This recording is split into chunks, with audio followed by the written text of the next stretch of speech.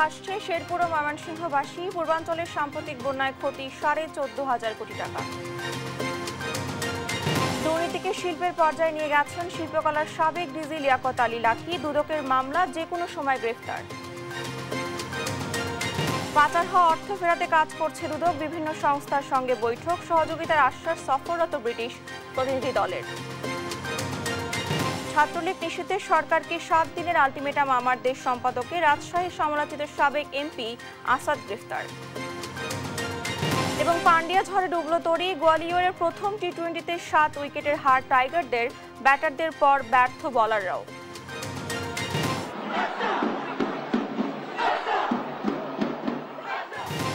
রাতপোহালি গাজায় হামলা 1 বছর। যুদ্ধবন্ধে দেশে দেশে বিক্ষোভ। ইসরায়েলের বন্দুক হামলায় বেশ কয়েকজন হতাহত।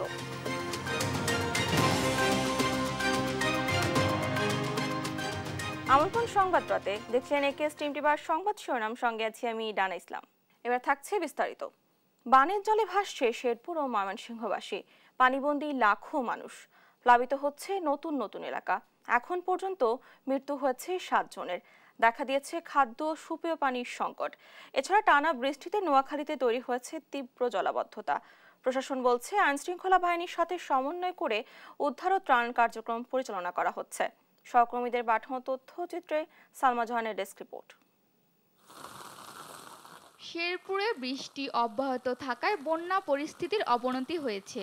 নদীতে পানি বাড়ায় প্লাবিত হচ্ছে নতুন নতুন এলাকা। পানিবন্দী নালিতাবাড়ি, ঝিনাইগাতি, শ্রীবর্দী ও নকলা উপজেলার লাখো মানুষ। দেখা দিয়েছে বিশুদ্ধ খাদ্য ও সুপেয় পানির সংকট।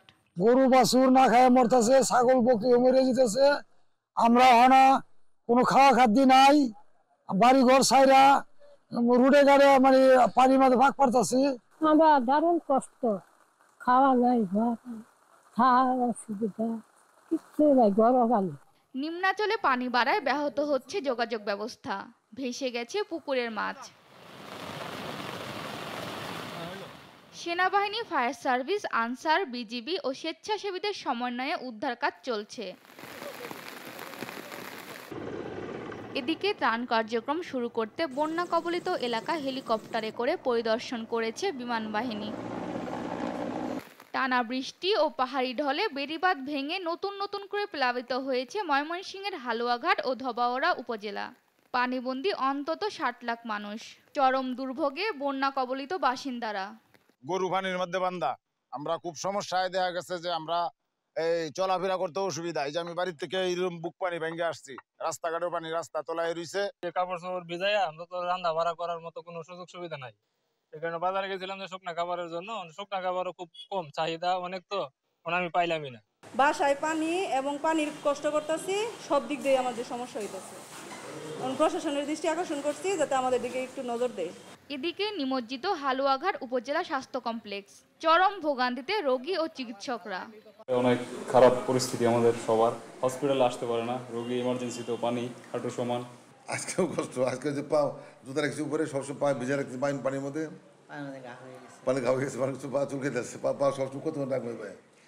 সবার সম্মিলিত প্রচেষ্টায় পরিস্থিতি মোকাবিলার কথা জানায় বিভাগীয় কমিশনার। প্রায় 58টা আশ্রয় কেন্দ্র এখানে আমরা ডিক্লেয়ার করেছি।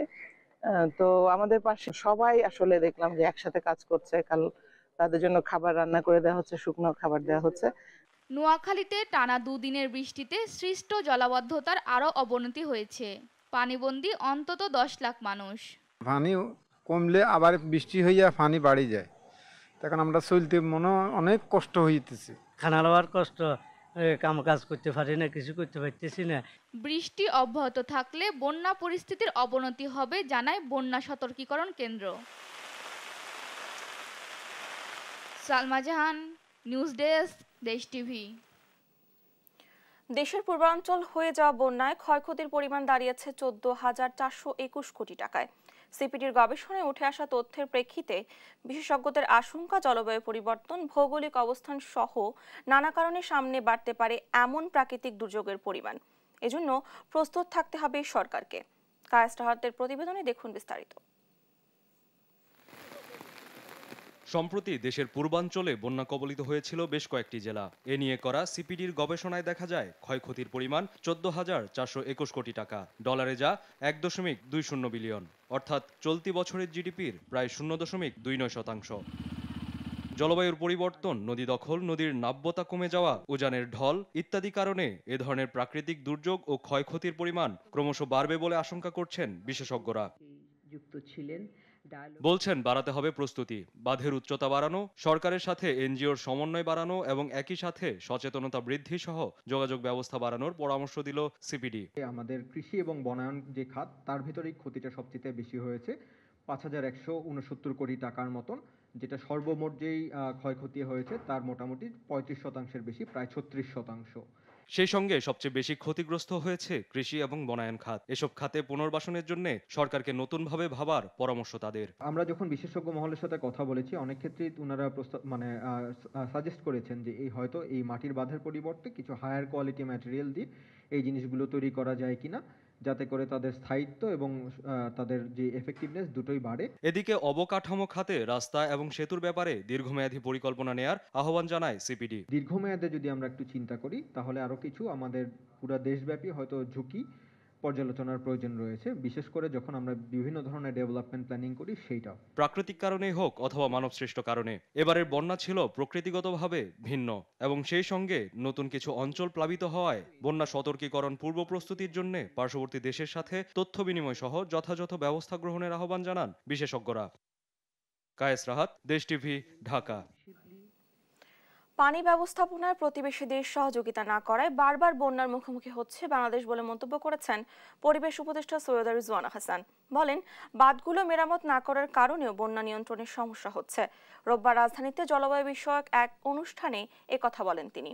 হাসান মাহমুদের রিপোর্ট।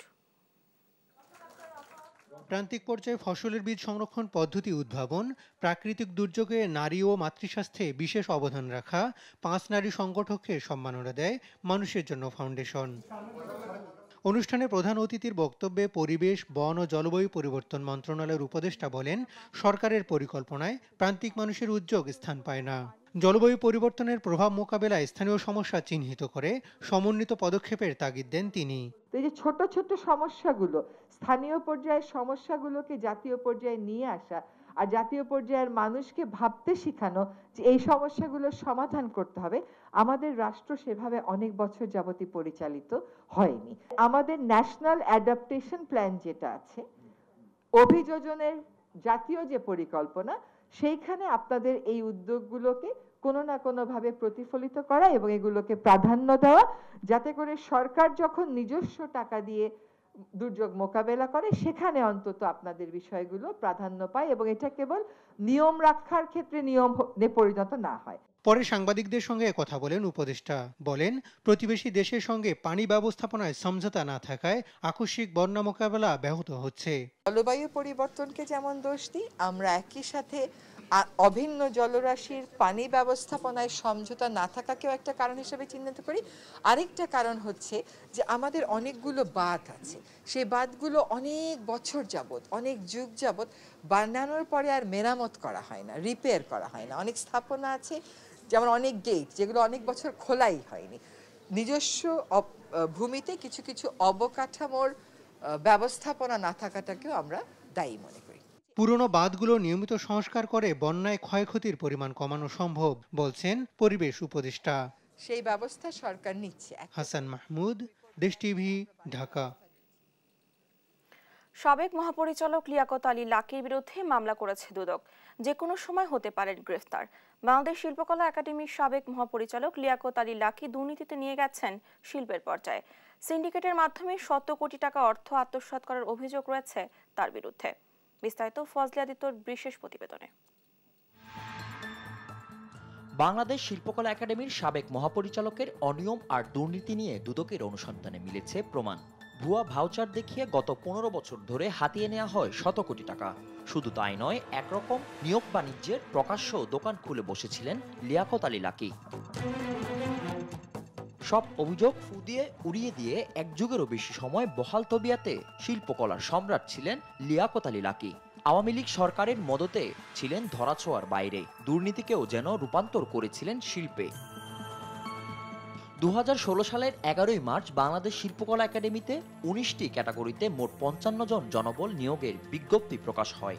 সেই নিয়োগ পরীক্ষায় লিয়াকত আলী লাকি সিন্ডিকেট জালজালিয়াতির মাধ্যমে আত্মসাৎ করে শত কোটি টাকা। সেই হরিলুটের প্রমাণ এসেছে দেশ টিভির হাতে। সেই নথিতে দেখা যায় মেধাভিত্তিক লিখিত পরীক্ষার নাম্বার পরিবর্তন করে উত্তীর্ণ করা হয় কিছু চাকরি প্রত্যাশীকে। নাম্বার দেখলে স্পষ্টভাবে বোঝা যায় লিয়াকত আলী তার সিন্ডিকেটের যোগসাজশে বিভিন্ন লিখিত পরীক্ষার নাম্বার পরিবর্তন করেছিলেন। নিয়োগ পরীক্ষার দুর্নীতির অভিযোগে 2021 সালে একটি যাচাই কমিটি গঠন করে শিল্পকলা একাডেমি। সে কমিটির পাঠানো নাম্বারের সাথে ব্যাপক গরমিল মিলে সাংস্কৃতিক মন্ত্রণালয় থেকে প্রাপ্ত নাম্বারের। তবে এখানেই শেষ নয়। দেশজুড়ে শিল্পকলার সব নাটক যাত্রাপালার আয়োজনের আড়ালে কাজ করত ভুয়া ভাউচার সিন্ডিকেট। বিভিন্ন অনুষ্ঠানের নামে ভুয়া ভাউচার দেখিয়ে শিল্পকলা একাডেমির কালচারাল অফিসারদের মাধ্যমে শত শত কোটি টাকা লুটপাটের অভিযোগ রয়েছে লিয়াকত আলী লাকির বিরুদ্ধে। সেই কালচার অফিসারদের অবৈধ সম্পদের পরিমাণও বেশ।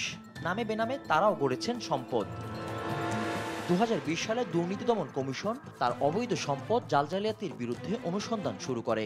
আওয়ামী ক্ষমতায় দীর্ঘদিন দুদকের এই অনুসন্ধান ধামাচাপা দিলেও হয়নি শেষ রক্ষা। সাবেক এডিজি সহ 24 জনের বিরুদ্ধে হয়েছে মামলা। যে কোনো সময় গ্রেফতার হতে পারে সাবেক এই মহাপরিচালক। বাংলাদেশ শিল্পকলা একাডেমির সাবেক এই দুর্নীতিবাজ ডিজি সহ তার পুরো সিন্ডিকেটকে আইনের আওতায় আনা হবে বলেও জানায় দুদক। ফজলে আদিত্য, দেশ টিভি, ঢাকা। পাচারকৃত অর্থ ফেরাতে দুর্নীতি দমন কমিশনকে সব ধরনের সহযোগিতার আশ্বাস দিয়েছে ব্রিটিশ প্রতিনিধি দল। রোববার এই দলের সাথে সংস্থাটির চেয়ারম্যান সহ উচ্চ পর্যায়ের বৈঠক শেষে এসব কথা জানান মহাপরিচালক আক্তার হোসেন। বলেন, দেশ থেকে পাচার হওয়া অর্থ ফেরত আনতে বিভিন্ন দেশ ও সংস্থার সহযোগিতার জন্য বৈঠক চলমান রয়েছে। গেল 15 বছরে দেশ থেকে পাচার হওয়া অর্থ সন্ধানে সম্প্রতি FBI, ইউরোপ ইউনিয়ন সহ বিভিন্ন সংস্থার সাথে এ নিয়ে কয়েক দফায় বৈঠক করল সংস্থাটি।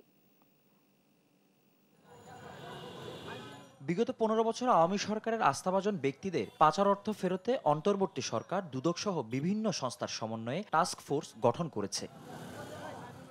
যদিও অতীতে অর্থ ফেরতের দুদকের তেমন কোনো সাফল্যতা না থাকলে এবার জোরে সোরে দৌড়ঝাঁপ শুরু করেছে প্রতিষ্ঠানটি। ইতোমধ্যে FBI, ইউরোপীয় ইউনিয়ন, জাতিসংঘের UNODCর সাথে বৈঠক করেছে সংস্থাটি।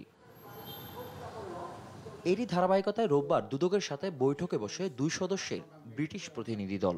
দুদক প্রতিনিধি দলের নেতৃত্ব দেন সংস্থাটির চেয়ারম্যান মঈনুদ্দিন আবদুল্লাহ। এ সময় বিভিন্ন দেশ থেকে অর্থ ফেরতে সফররত দলটি কিভাবে দুদককে সহযোগিতা করবে তা নিয়ে আলোচনা করা হয়। পাচার অর্থ ফেরতে কারিগরি সহ সার্বিক সহযোগিতার আশ্বাস দেয় ব্রিটিশ প্রতিনিধি দল। এদিকে শিল্পকলা একাডেমির নিয়োগ জালিয়াতির প্রমাণ পাওয়ায় প্রতিষ্ঠানটির সাবেক মহাপরিচালক লিয়াকত আলী লাকি সহ 24 জনের বিরুদ্ধে মামলা করেছে দুদক। লিখিত পরীক্ষার ফলাফল তারা আমাদের শিল্পকলা একাডেমি মহাপরিচালক বরাবর এটা পাঠিয়েছিলেন। সেই লিখিত পরীক্ষার মূল্যায়ন পত্রে নম্বর বাড়িয়ে অনেকগুলো প্রার্থীদের নম্বর বাড়িয়ে সাবেক মহাপরিচালক জনাব লিয়াকত আলী লাকি এবং বাংলাদেশ শিল্পকলা একাডেমির পরিচালক প্রশাসক জাহাঙ্গীর হোসেন চৌধুরী সহ চাকুরির প্রার্থী অন্যান্য 23 জনের বিরুদ্ধে এই মামলাটি রুজু করা হয়েছে। দুদকের আবেদনের প্রেক্ষিতে জাতীয় নিরাপত্তা গোয়েন্দা সংস্থার NSI এর সাবেক মহাপরিচালক অবসরপ্রাপ্ত মেজর জেনারেল TM জোবায়ের ও তার স্ত্রী ফাহমিনা মাসুদের বিদেশ গমনে নিষেধাজ্ঞা দিয়েছে আদালত। ফজলে আদিত্য, দেশ টিভি, ঢাকা। সৎ, নীতিবান এবং নেতৃত্বের গুণাবলী সম্পন্ন কর্মকর্তারাই উচ্চতর পদোন্নতির দাবিদার বলে মন্তব্য করেছেন প্রধান উপদেষ্টা ডক্টর মোহাম্মদ ইউনূস। রাজনৈতিক মতাদর্শের ঊর্ধ্বে থেকে যেসব অফিসার বিভিন্ন কর্মকাণ্ডের নেতৃত্বে সফল হয়েছেন তাদের পদোন্নতির জন্য নির্দেশনা দেন তিনি। রোববার সেনা সদর দপ্তরে সেনা সদর নির্বাচন পরিষদ 2024 উদ্বোধন করে এসব কথা বলেন প্রধান উপদেষ্টা। বলেন, দেশের ক্রান্তিলগ্নে সেনাবাহিনী মানুষের পাশে এসে দাঁড়িয়েছে এবং একটি অন্তর্বর্তীকালীন সরকার সংগঠনের প্রক্রিয়াকে ত্বরান্বিত করে দেশকে অস্থিতিশীল পরিস্থিতির হাত থেকে রক্ষা করেছে। অনুষ্ঠান স্থলে প্রধান উপদেষ্টাকে স্বাগত জানান সেনাবাহিনী প্রধান জেনারেল ওয়াকারুজ্জামান, প্রধান উপদেষ্টার প্রতিরক্ষা ও জাতীয় সংহতি উন্নয়ন বিষয়ক বিশেষ সহকারী চিফ অব জেনারেল স্টাফ এবং সশস্ত্র বাহিনীর বিভাগের প্রিন্সিপাল স্টাফ অফিসার।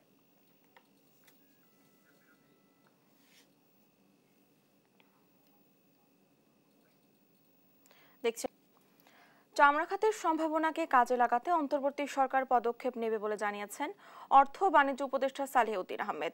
এ নিয়ে 5 সদস্যের একটি কমিটি করা হচ্ছে বলে জানান তিনি। জান্নাতুল মোহনার প্রতিবেদনে দেখুন বিস্তারিত। দিন দিন সংকুচিত হয়ে পড়ছে বাংলাদেশের চামড়াজাত পণ্যের আন্তর্জাতিক বাজার। এর প্রভাবে আশানুরূপ রপ্তানি হচ্ছে না চামড়া ও চামড়াজাত পণ্য। এর অন্যতম কারণ সাভার চামড়া শিল্পনগরীর সেন্ট্রাল ইনফ্লুয়েন্ট ট্রিটমেন্ট প্ল্যান্ট সিইটিপি ও ডাম্পিং ইয়ার্ড প্রয়োজনের তুলনায় সীমিত। এ কারণে মিলছে না পরিবেশগত মান নিয়ে যুক্তরাজ্য ভিত্তিক লেদার ওয়ার্কিং গ্রুপ LWG সনদ। রোববার অর্থ মন্ত্রণালয়ের সম্মেলন কক্ষে Bangladesh finish leather goods and footwear exporters association এবং বাংলাদেশ ট্যানার্স অ্যাসোসিয়েশনের প্রতিনিধিদের সঙ্গে মত বিনিময় করেন অর্থ ও বাণিজ্য উপদেষ্টা সালেহউদ্দিন আহমেদ। রপ্তানি বহুমুখীকরণে চামড়া খাতের বড় সুযোগ রয়েছে। এ ব্যাপারে 5 সদস্যের একটি কমিটি গঠন করা হচ্ছে বলে জানান অর্থ ও বাণিজ্য উপদেষ্টা। এক্সপোর্ট ডাইভার্সিফিকেশনের কথা বলছি না, এটা চামড়াটার একটা বড় একটা স্কোপ এবং তাদের নানাবিধ সম্ভাবনা আছে, সমস্যা আছে। এই সমস্যাগুলো আমরা আলাপ করেছি। কেন্দ্রীয় বর্জ্য শোধনাগার বা সিইটিপি পুরোপুরি সচলের দাবি জানান উদ্যোক্তারা। যেহেতু এটা একটা অসম্পূর্ণ সিইটিপি, কাজে এটাকে সম্পূর্ণ ফাংশন করতে গেলে যে কাজগুলো করা দরকার সেই কাজগুলোর ব্যাপারে যেন সচেষ্ট হয় এবং এটার ব্যাপারে তারা একটা আশ্বাস দিয়েছে যে এই সিইটিপিটাকে সম্পূর্ণ করার জন্য যে প্রয়োজনীয় পদক্ষেপগুলো নেওয়া দরকার সেগুলো অচিরেই নেবে। আশা করি এই জিনিসগুলো ওনারা সলভ করবেন, আমাদেরকে আশ্বাস দিয়েছে। রপ্তানি বহুমুখীকরণে অন্তর্বর্তী সরকারের পদক্ষেপ চামড়া খাতকে পুনরুজ্জীবিত করবে বলেও জানান ব্যবসায়ীরা। জান্নাতুল মোহনা, দেশ টিভি, ঢাকা। ছাত্রলীগকে সন্ত্রাসী সংগঠন হিসেবে নিষিদ্ধ করতে 7 দিনের আলটিমেটাম দিয়েছে আমার দেশ পত্রিকার ভারপ্রাপ্ত সম্পাদক মাহমুদুর রহমান। রোববার জাতীয় প্রেস ক্লাবে সাংবাদিকদের সঙ্গে মতবিনিময়কালে এ কথা বলেন তিনি। দাবি মানা না হলে সাংবাদিক সমাজকে নিয়ে রাজপথে নামার হুঁশিয়ারি দেন মাহমুদুর রহমান। বলেন, গেল 16 বছর দেশে সন্ত্রাসী কর্মকাণ্ডের জন্য দায়ী ছাত্রলীগ। ছাত্র জনতার আন্দোলনে সারা দেশে হাজারো মানুষকে হত্যার পেছনে কাজ করেছে পুলিশ ও ছাত্রলীগের গুপ্ত বাহিনী। এছাড়া সব মিলিয়ে সরকারের কাছে 7 দফা দাবি জানিয়েছে এই বর্ষীয়ান সাংবাদিক।